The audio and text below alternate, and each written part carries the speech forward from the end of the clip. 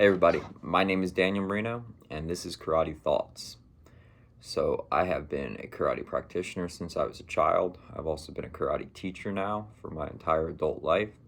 And this is just what was supposed to be a weekly series where I just talk about different topics related to karate and I take questions in the comment section of each video.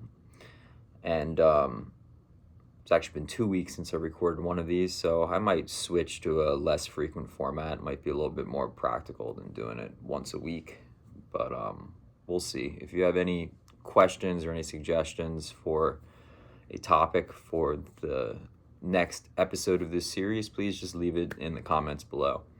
Today I want to talk about something that I think is a pretty interesting subject to consider, which is forms competition or kata competition.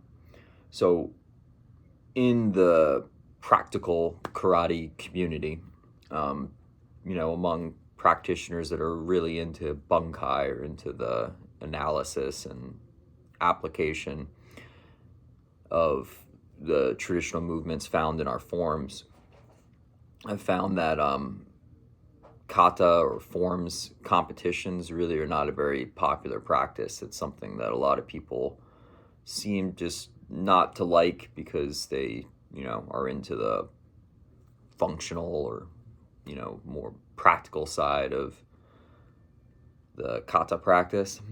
And I just think that the benefits of these competitions sometimes are overlooked and underappreciated. Obviously when we're talking about just going through the motions of the forms, and I've talked about this a lot in other places, including in this series before, I don't consider it to be a very functional practice. The kata are choreographed sequences of poses, right? They don't really teach you how to fight. We can interpret the movements and you can maybe extract some, techniques and information out of them that we can use to fight. But just going through the motions of your forms, in my opinion, does very little to make us better at any kind of fighting. I do think it can be a good form of exercise, though. And you could argue that's related to fighting, maybe indirectly in some way. I do think you can make your body stronger. You can improve your athleticism. You can improve your coordination through practicing them. And I think this sometimes can be a little bit underestimated.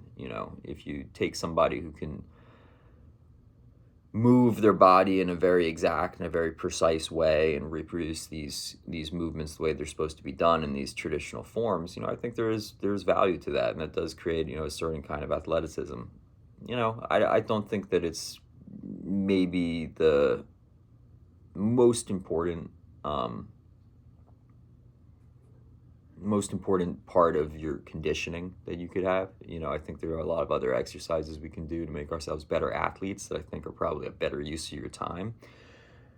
The reality is that I think that the biggest reason that we practice these forms is just out of personal interest. They have aesthetic value, they have historical value, they have interpretive value, right? They're fascinating. It's like an intellectual pursuit almost. I really like practicing, as a part of my training routine. I practice these forms, especially the Nahachi form, and anybody who kind of follows the content that I post online will probably be familiar with that. I mostly practice the original Nahachi kata as just a small part of my training, but the real reason that I do it is just that it interests me, right? I really like to interpret the movements. I really like to practice and refine them and to interpret them and apply the techniques that I can extract out of them into my sparring in my training. But anyway, all that beside the point, I think that sometimes the making a competition out of the performance of the kata, I think, can be underestimated how valuable that can be as a part of your training. I get why people don't like it because it's going to tend to gravitate the art towards the aesthetic part of it, where it's just about, making it more performative, making it look better, making it look more dynamic, not necessarily making it more functional or more directly related to fighting, but I think that's just true of these forms in general. They're already, quite removed from anything that has to do with fighting. They're not directly applicable. So it's an aesthetic pursuit, it's an aesthetic practice. And the advantage of competition is that, when you got to get, anybody who's done it before, I'm sure can appreciate that, when you got to get out there on the competition floor, it's really good for training your nerves, it's a way for you to practice performing under pressure, right? It's good for, just creating control, being able to bring out the best in yourself and to be able to perform the movements well when the pressure is really on. I think there's a lot of advantages to that. I think that it really can do a lot to improve, your overall ability to control yourself under pressure. Obviously, it's not directly related to fighting. You can be a very, very good kata competitor, and that it does not mean that, you're good at fighting or that you're well prepared to defend yourself, or even that you're a particularly good athlete. You can be, but it's a very specific, kind of athleticism that you have with that.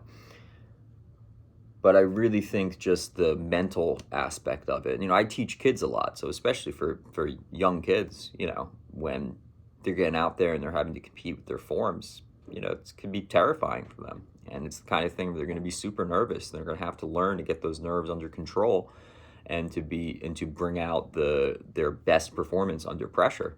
I think this is something that's really worthwhile. And I think that karate people, if you're really into the kata, if you're really into the forms, it's something that you like to do, you like to practice, even if you like to interpret and analyze them and to extract practical techniques out of the movements and apply them to other parts of your training.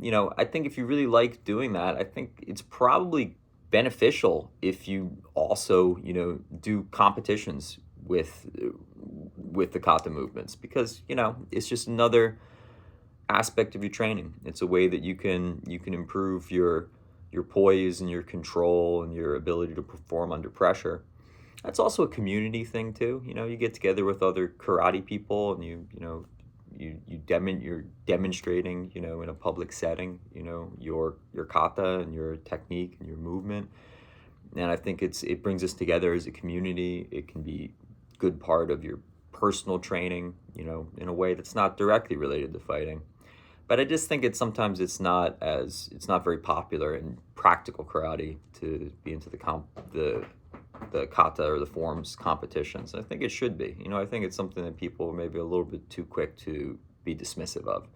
But those are my thoughts on it anyway. Thank you very much for listening. If you have any questions about this subject or any comments about this subject, please leave them below. If you have a suggestion for the next video in this series, please leave it in the comment section below. I would appreciate it. So thank you very much.